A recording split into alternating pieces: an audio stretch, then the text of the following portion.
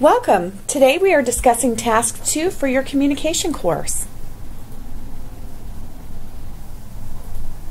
Today's topics are presentation strategies, presenting evidence, how to use the camera, and the video upload. It's wonderful that you've completed Task 1. Now it's time to work on Task 2. So some pointers for the presentation. Do keep your presentation simple. Be aware of body language, including eye contact. Use note cards or cue cards, but do not read verbatim. You want to use professional style. A simple approach is best. Aim your camera so that it films you from the waist up. Your visual aid must be legible, including the in-text citation if it's based in research or pre-existing. You want to make sure you film in adequate light, speak clearly, and check your audio volume. When presenting evidence during the presentation, it's very important to translate what you did in Task 1 into a verbal citation for Task 2. So for instance, wherever you had in-text citations for Task 1 would be a good place for verbal citations in Task 2. So here are some examples that work for this. You want to make sure that you have this blended in a way that makes sense to you. So we have a few examples here. The expert Marvin Joyce suggests that, according to a recent research report published by the American Medical Association, the PETA website states. You could also say something like, according to Johnson in 2012, or Smith suggests that, and so on. You get the idea. It's very important to give credit where credit is due. It makes a very big difference, and it does add to your credibility.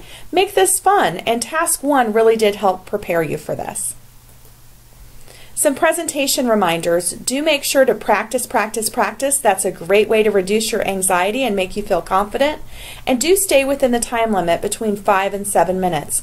Do know if you have to go a little bit over time, though, the evaluators do have some leeway. If you go too far, though, you might be wandering off the requirements. So as long as you're still meeting the requirements, a couple of minutes over should still be fine. Not that I'm promoting that you go that far over the time limit. Just some things to keep in mind. Some delivery things to remember. You want to have direct eye contact, strong posture, clear articulation, expressive vocal tone, audible volume, steady pacing, and conversational style. Interestingly, many delivery issues are corrected by making yourself look directly at the audience. So if you can force yourself to look at the camera, look at the audience anyway, we see that as a stereotypical confident behavior, and a lot of other things follow. For instance, expressive vocal tone, audible volume. And if you try to be yourself, use conversational style, connect with the audience, you're going to sound a lot more interesting, and it's much easier to complete if you're just being yourself. You also want to use appropriate gestures, meaning that you're reinforcing the message and not creating distractions.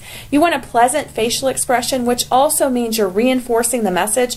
It doesn't mean that you suddenly have to have a different facial expression than you would normally. It means that whatever facial expression you are using reinforces your message. So if it's serious, your facial expressions might be more serious. If it's more lighthearted, you might look more relaxed, or you might be smiling. You also want to have professional dress, but avoid all white clothing. And remember, they're just filming you from the waist up. You want to avoid things like ripped t-shirts or wording on shirts. Something that is simple is just fine. You do not have to go buy new clothes or anything. Think tidy, and this is going to reinforce your credibility.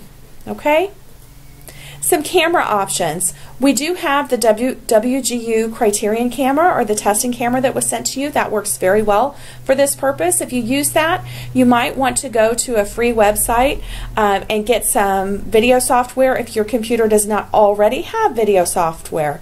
If you're using a PC, you can download Windows Movie Maker from the Microsoft website for free. So that works very well, very user-friendly. So that can work great. You can also use a camera that has an audio-video feature on a still shot digital camera. You can use a flip phone, smartphone, etc. iPhone, absolutely. You can use an iPad, tablet, or other device. If you are using a Mac product, you will need to convert your file to an MP4 or load it to YouTube. And a lot of times we just recommend you go straight to YouTube. So if you are using an iPhone, an iPad, or even an iPod can record as well, you might want to just load that thing to YouTube. It works very well. The other option is to use a built-in computer web camera, a digital video camera, and or camcorder. We just have just about anything you can record on, you can make it work. As long as you can make the file digital, you'll be able to upload it. Okay, so the first part is the recording, and then how do you upload it? So the video upload, you have two options. You can use the WGU Student Video System or YouTube. So the WGU Student Video System, there is a link under the Resources tab in the Student Portal, and you want to make sure to click Make Available to WGU Faculty. The other option is to use YouTube. You already do have a YouTube account with WGU, so you can kind of keep this in-house, and you're going to find other students maybe you want to watch your presentation. If you choose this, you will need to make this public for the purpose of this recording. When the class is over, if you'd like to take it back down, you absolutely can. So the way that you do the YouTube option is the same as going into the student video system. You're going to upload your video. Now the thing here too, you can do drag and drop. With YouTube, you do need to make it public. One of the reasons you might want to use YouTube is if you're having technological issues, or if you're using something like a phone or a Mac product. A lot of times YouTube is just a little bit easier to use because that's all they do.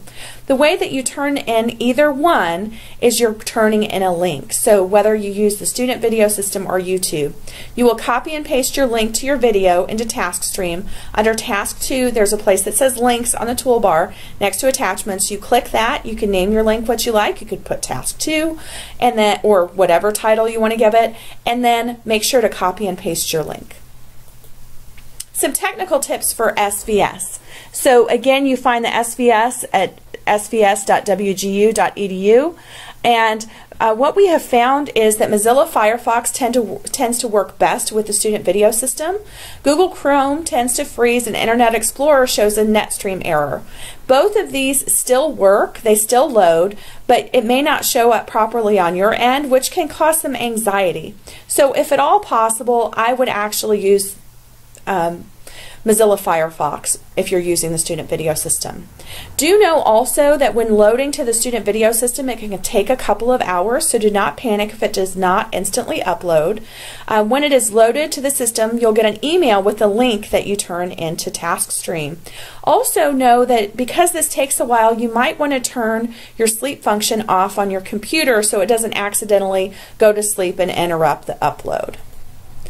Some technical tips for YouTube, which you find at www.youtube.com, is that again, if you're using a Mac, you will need to use Mozilla Firefox or Google Chrome to upload to YouTube for some reason.